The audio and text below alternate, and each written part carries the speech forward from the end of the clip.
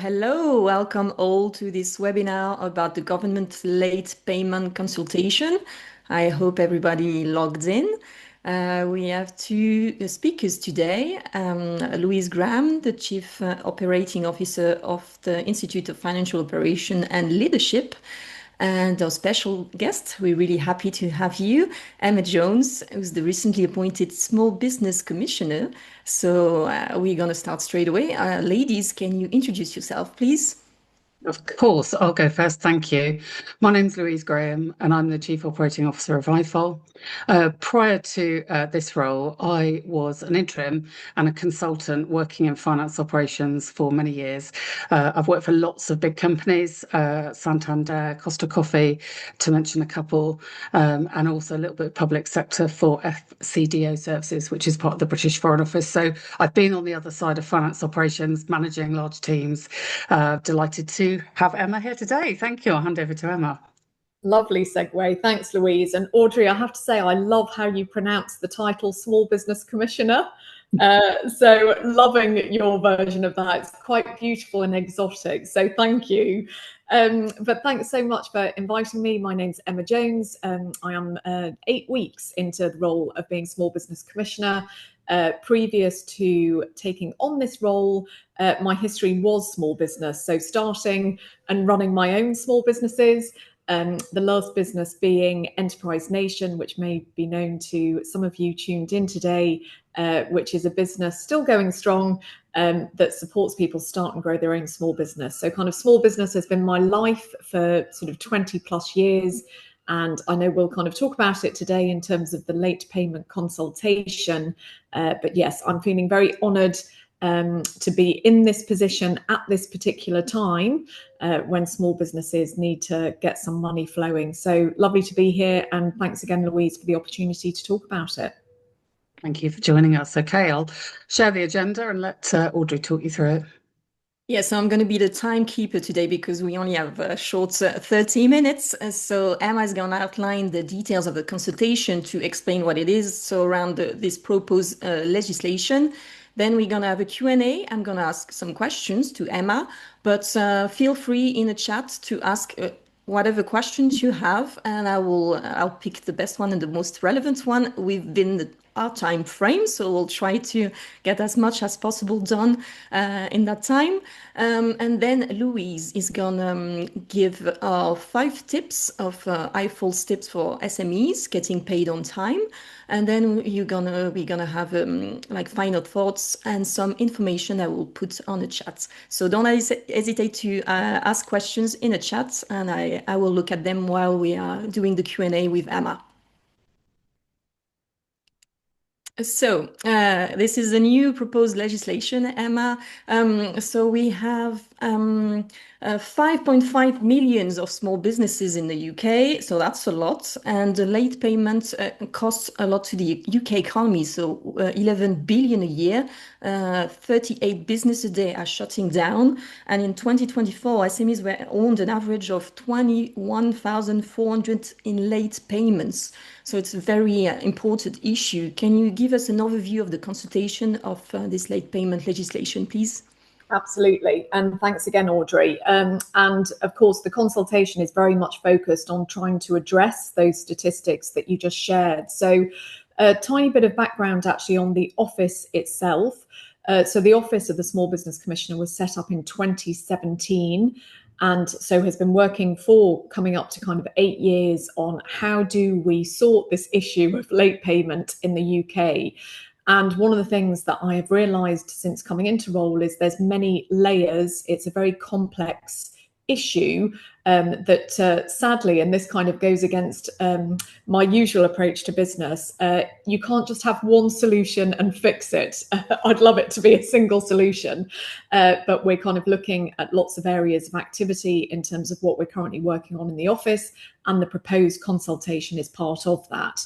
So in terms of the consultation, it was launched coming up to a couple of weeks ago when a small business plan was launched by government. So on that day, there were a few things that came to market.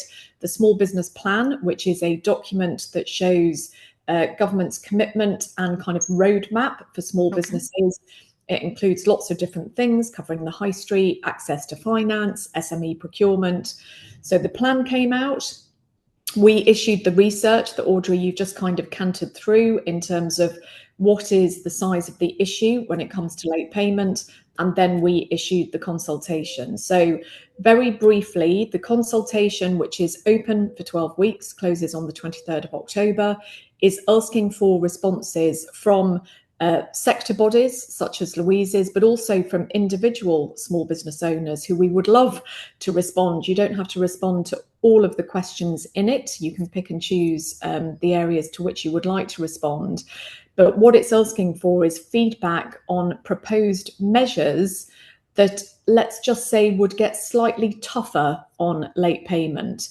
And again, an approach that we're taking within the office at the moment is one of very positive and proactive engagement. So, you know, we're trying to generate a positive payment culture through lots of communications. We have an amazing fair payment code, which is a great way for businesses who are paying on time to kind of show what they're doing. We're doing lots of work around digital adoption because there's lots of evidence that shows small businesses that adopt digital technologies do get paid quicker. So whilst we're doing all of this positive work, there was a view of, do we need to get a little bit tougher and therefore look at proposed legislation? And down the line, do we want to look at penalties? It's a balance between incentive to pay smoothly and easier way with digital tools and etc., but also be a bit tougher on the bad companies or bad clients who are not paying well. It is. And this is one thing that I talk about a lot. In fact, I spoke about it in my interview for the role, which is how do we get the right balance of carrot and stick? So we're doing lots and lots of carrot related activity. The consultation is very focused on the stick element. And I know that sort of Louise and you, Audrey, will be kind of very well cited on this, but the type of measures that are being proposed is more public reporting of payment, potentially mandatory interest on invoices that are late, looking at moving to maximum payment terms of 60 days. And something that I'm getting rather excited about is potentially that moving to 45 days over 5 years. And then we're also looking at things like retention payments and the role that they play in the construction sector. So we're kind of asking for views on those different items, very happy to kind of respond to questions on those particular elements. And then essentially kind of powers for the Office of the Small Business Commissioner to then enact all of this activity. So that's kind of the sort of the consultation. And I'll maybe kind of respond to some other questions before I kind of share the timing of what happens once we have those responses in. Yeah, we're going to get to that. You mentioned the construction sector. Is that the sector you think of for implementing this legislation? So, well, we're thinking of all sectors, and this is the other interesting element is, and again, I kind of don't need to say this on this call, but late payment affects all sectors, even though, interestingly, you'll know that hospitality is having a tough time at the moment with kind of lots of things going on. But actually, every time I speak to hospitality operators and I say, how's your payment? They say payment isn't one of my issues because I have customers come in, they pay me immediately.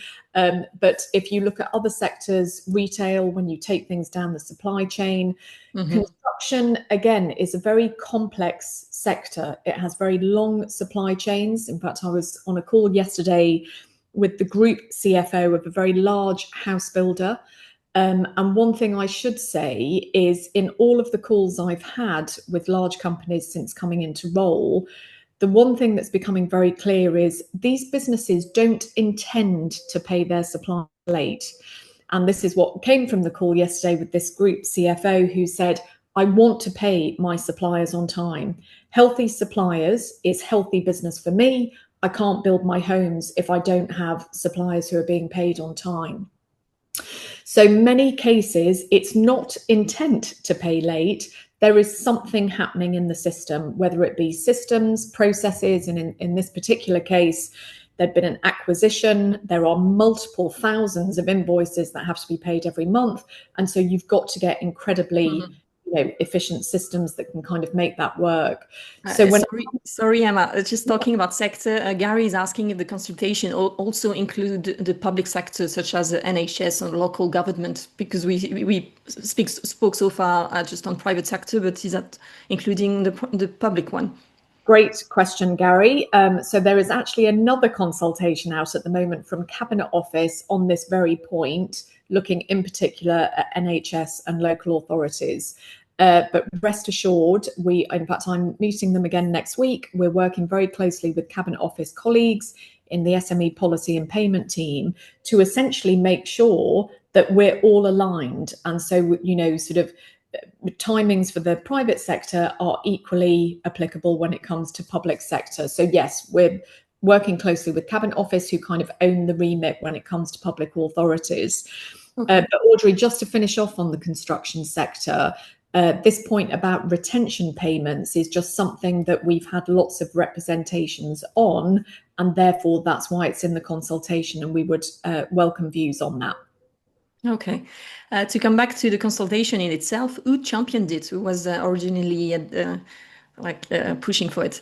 Well, it's been championed for years, actually, both within, and again, just a tiny bit of detail is the Office of the Small Business Commissioner is what's called an arm's length body. So, and in fact, as I repeatedly say about my role now, is I work with government for small businesses. So we're an arm's length body. Our sponsoring department is the Department for Business and Trade. And there has been growing sentiment both within the office and within the department of the need to get a little bit more feisty when it comes to kind of, again, that kind of stick element of late payment. So Liz Barclay, my predecessor, was a huge champion for this in terms of saying, let's have a consultation and look at proposed new powers. Similarly, we have a payment policy team within the department who are very excited that this is out now live to consultation. And Audrey, you'll have seen this is when the small business plan was launched a couple of weeks ago, payment was the key lead factor that kind of the press activity focused on. The Prime Minister launched the plan at the event he carried out in Swindon. He spoke almost exclusively about payment. So there is a feeling quite literally from the top of government all the way through government of the importance of, getting money moving so that we can get that all important growth that everybody is looking for. So yeah, from all levels of government, there is a commitment to trying to make this happen. And of course, what government is thinking is companies both large and small will hopefully be thankful if we can get this right, because everybody gains from getting the right results. So now it's a consultation. What's the state of this consultation, and do you have a time frame on when it would be implemented? Well, the implementation I'll be a little bit more hazy on, just because it depends on certain things. But one thing that's very concrete is the consultation is open for 12 weeks. It was launched a couple of weeks ago. So the deadline date is 23rd of October for people to kind of submit responses. And again, as I say, we'd love to hear from those on the call. What we then go into, Audrey, is essentially an exercise in looking for a slot to get the legislation through the houses. We are hopeful that that might be in 2026, and we're hopeful that might be quite early on in 2026. And in fact, this is a really interesting kind of thing for the department. This is the first time that this particular team has overseen primary legislation. So the team have kind of worked on secondary legislation, but this is the first time for primary. So we're all kind of going into this with an ideal expectation of timing, but we have to accept of kind of what you can't control is issues that might go between the houses. So it could be that the MPs say we like something, it goes to the House of Lords, and then it kind of comes back. But if we can get a slot in early 2026, if we're not putting forward any things that are too contentious, we would love to think that potentially this could come into sort of legal powers in 2027, maybe edging into 2028. So this is the thing, and bearing in mind my term as Small Business Commissioner is 2 years. Okay. This is one thing that I'm just kind of stressing all the time is it's brilliant that we're working on this consultation because it's getting people talking about all of the measures and the importance of prompt payment. But what we can't afford to stop doing is what I call the business as usual. So we're still doing the work of the office whilst working on the legislation, because if it's a couple of years before it comes into effect, we want to try and make sure that some of the results that we aspire to, we can actually deliver in the next couple of years. So you mentioned the stick before, and even if the fact that the companies, the late payers, are not doing it on purpose and they do it because they don't have any other option, but can you talk us more about the penalties? What will the penalties be, and how will you implement those potential penalties? Yeah, so this is an interesting point, and I've seen a comment on this in terms of someone saying, well, if businesses don't intentionally pay late, why is this mandatory interest kind of condition being consulted on? And one of the things that it clearly says in the consultation is this would be for repeat offenders. So it would be businesses who repeatedly don't pay their suppliers late. So essentially kind of what we're looking for are the bad actors. And as I say, in the sort of 8 weeks I've been involved, fortunately, virtually every large company I've spoken to has said, we want to pay on time, we need to get our systems right. But the application of automatic interest, there's a couple of elements to this. First of all, large companies would be expected to publicly report on the amount of interest owing on late invoices, and also to report on the amount of that interest that has been paid. So in a way, even before you get to those penalties, what we're kind of trying to say is even reporting on it should be a disincentive to paying late, because no big business wants to be seen as injuring their suppliers. People make decisions now on where they want to work, with whom they want to trade. And so that's kind of not a good look. So first of all, that kind of public reporting, I think, will be kind of one form of defence. And then, as you say, the penalties, full details to be worked through. We're welcoming response in the consultation on that. But it could be that the penalties are a percentage of the interest, and in terms of like over and above the value of the interest owing. So we're looking for feedback on that point. And this is the point, I guess, of a stick is, even people knowing it's there might hopefully mean it's a disincentive, and we'll see, for those where it actually has to be used. So it's not defined yet. There's the name and shame aspect, and then the penalties, which is still ongoing, because Caroline was asking what will be the proposed maximum penalty for the late payment. So you don't exactly know yet. So if you look in the consultation, we are seeking views on this, but we are looking at saying it can be related to the interest owing on the late invoices. Mm-hmm. Gary is also asking, so you mentioned the payment terms earlier. So the consultation is looking at capping payments terms at 60 days, which is still quite a long period for Gary. Is there any plans to maybe move to less, such as 45 or 30 days? And this will be a big help, particularly to small businesses.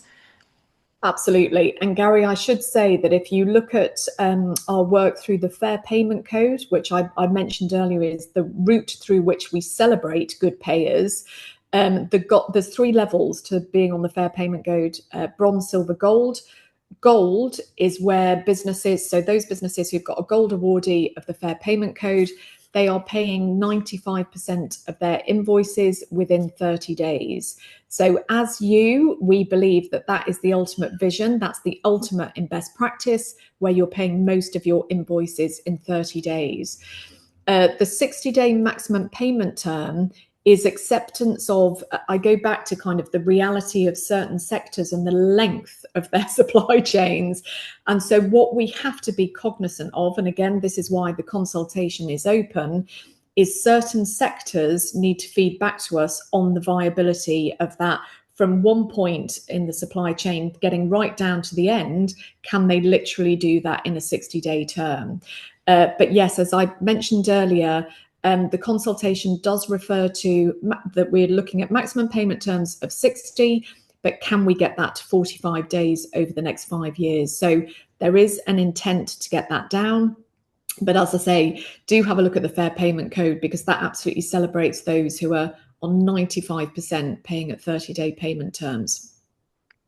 We have Helen, who's concerned about when suppliers invoice before work, before the orders, and before the work or the order are complete, and then the invoice looks late. So how does we navigate between like looking bad and being generally trying to do the best?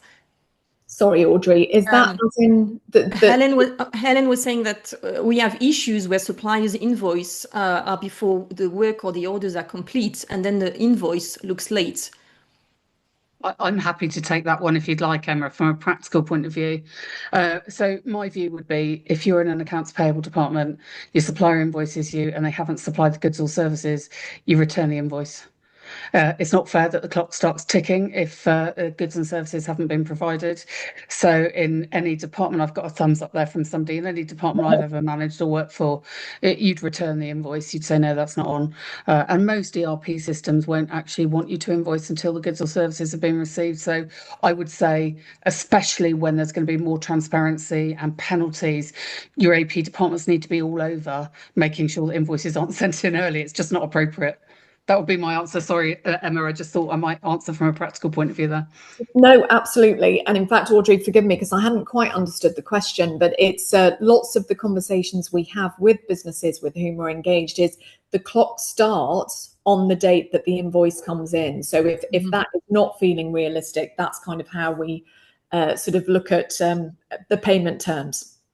But as I understood anyway, you target the companies who are like really doing this for like several times and not just one mistake. So correct. And just the other thing to say on this is another. So there's kind of two key functions of the office. I mentioned the Fair Payment Code. The other key function we serve for small businesses is the casework team. And this is where, when small businesses have complaints, they can come to us. And through that, and again, ahead of the legislation coming in, through that casework team, we can see if there's repeat practices going on. So that's also just a good way we can kind of get insight in terms of what's happening. Okay, good. I think I don't see any more questions in the chat, if I'm not mistaken. I think we're gonna move on to Louise, tips from IFOLs to get paid on time. First of all, I'd say thank you, Emma. That was really interesting. And I would absolutely agree with you. Having worked in a lot of big businesses, not one single one of them deliberately paid late. Absolutely not. It was a failure of process or a failure of timing or communication, either the supplier or internal. And I'll talk about that in a minute. So I would say that I think large businesses do, on the whole, want to pay on time. And I think the reporting regulations that came in 2018 or 19, I want to say, really helped with that, because of course you can now go onto the government portal and look at how quickly large businesses pay their bills. And I think that's already focused the minds of a lot of big businesses, certainly the ones I've worked for. So I would say that. And having said that, there are some things you can do if you're a small or medium business, or a big business actually, to get paid on time. So I'm just going to whiz through our top 5. There are lots of other things you can do, of course, but here are our top 5. So first of all, this might sound really obvious, but agreed payment terms when you engage with somebody and you agree to sell them something, and make sure they're realistic. So I've very often been told the payment terms are immediate, and that is very, very rarely possible. An accounts payable department needs time to receive the invoice, process the invoice, match it and pay it. 30 days is more usual. But as Emma said, interestingly, in different sectors, you get much longer payment terms. And I'm thinking of the grocery sector, who, for example, if you go and look at some of their prompt payment reports online, you'll see that for certain suppliers, they have different terms. They have longer terms for longer shelf life type products. So, but 30 days is more usual. So just agree it up front. Just say, when will you pay me? And when do I need to send my invoice in to get paid at that time? So sounds obvious, but really worth doing. Another one that sounds obvious, but somebody I spoke to recently said, "Oh, I didn't know about this." Most accounts payable departments have an ERP system, and they have to set you up as a supplier to be able to pay you. I've talked before about accounts payable not having a crystal ball. If you don't give them your bank account details, they don't know where to make the payment to. So they need to set you up as a supplier, and they need to have your bank details. And normally, if you say, "How do I get set up as a supplier?" they will send you the paperwork. You normally fill in a form, you say who you are, you say who your contacts are, you provide your bank details and all that kind of thing. And there might be some due diligence done by procurement team as well, depending on the size of the company. But you do have to be set up as a supplier. The amount of invoices I've seen come in where there's no supplier account, AP cannot do anything without a supplier account. So again, back to basics, but it's a really important thing to do. Equally important is find out how your customers' procure to pay process works and just follow that process. So, for example, most big businesses will use purchase orders. If the business needs a purchase order, they won't pay you without them. There are lots of companies who have a policy of no PO, no pay, which is a good policy, very good policy for prevention of fraud and for all sorts of control reasons. So if the organisation uses purchase orders, get the purchase order before you start the work. And the purchase order is a legal document. It's a legal document that says you will provide this this value, this price, this quantity. It's totally a legal document. So if somebody sends it to you, look at it, check it's correct. If the price is incorrect, challenge it. If the terms are incorrect, challenge it. Make sure you're happy with it before you supply the goods or services, because you want to make it as easy as possible for accounts payable to just pay you. And if you send in an invoice with a purchase order that is correct, they'll do their best to pay you on time. Again, this sounds obvious, but you'd be surprised how many people don't do it. I've seen invoices on napkins, on bits of paper with no name even. I don't know how they thought it was going to get paid if they didn't even have their company name on it, but I have seen it. Windows cleaned, what windows, who are you? So I don't know how that person thought they were going to get paid, but your invoice needs to comply with your customer's requirements. So, if the customer says, "Please put which office you cleaned the windows at," put the office you cleaned the windows at. And if they say, "Put a purchase order," put a purchase order on it.